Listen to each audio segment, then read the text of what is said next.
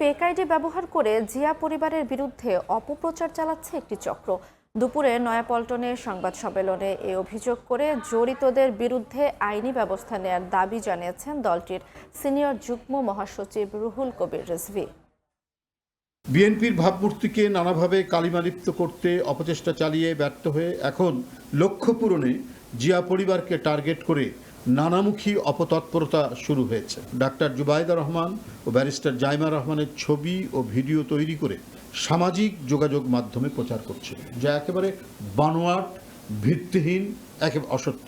এসব অপপ্রচারের লক্ষ্য হচ্ছে জনমনে জিয়া পরিবারকে নিয়ে বিভ্রান্তি সৃষ্টি করা।